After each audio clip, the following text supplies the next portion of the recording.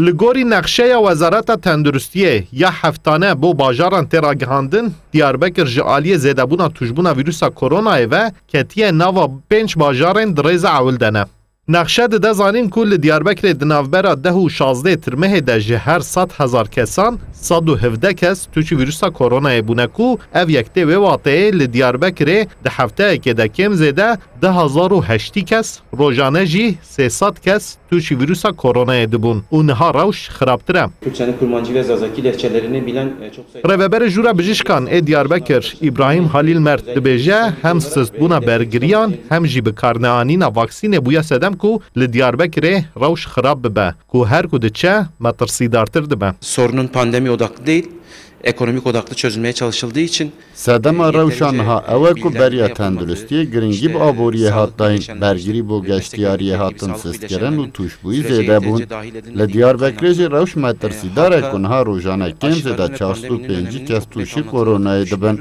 Ji sedî 75 kesên ku tûşî koronayê dibin jî kesên ku vaksîn li xwe nexistine.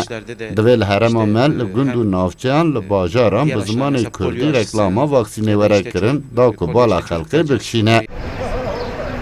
Li Diyarbekirê hejmara vaksînên hatine bikaranîn derdora 670,000 ye ku ev yek ji aliyê rejeyî ve ji sadê 39 he. Rejeya giştiya Tirkiyeyê jî ji sadê 63 ye û rejeya Diyarbekirê ji rejeya giştiya Tirkiyeyê gelek dûr e. Welatiyên ku hatine vaksînkirin jî bang dikin ku kesên dora wan a vaksînê hatibe bila vaksînê li xwe bidin da ku pêşî li belavbûnê were girtin. Were me aşî millet bû, dunyakî aşî millet bû, kes tişkî sorunkî derneket. Yani ji vê derkefê. Gerek mere bibe, yani aşiya xwe bibe, aşiya xwe nebe, ji xelkê re dibe sebebê xelkê. Ya şu an zengam الخضايا az pek hassas namım yani. Durası rangi piyemedişi o gidin sıkıntı tün yani. İro o apemici lxanakati ana o hafta kapemi yokum bakam mesela. وهذه önce لقى قبستان ولا ما قبستان belki ne hatabi aşağı mesela. ولا ما abim aşibi بتشتري. أزور توسيع دكم يعني. وإيش زيادة بوي راس أوجي وراي. ودمينا عيدي خدا.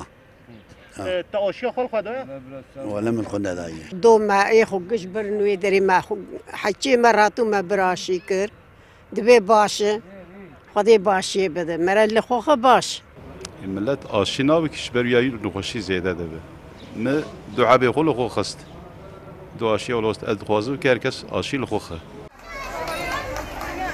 Di nexweşxaneyên Diyarbekir de derdora 160 tûjbûyî tên derman kirin û li navçeya navendiya Diyarbekirê Rezanê tenê di rojekê de 205 kes tûş vîrusa koronayê bûn.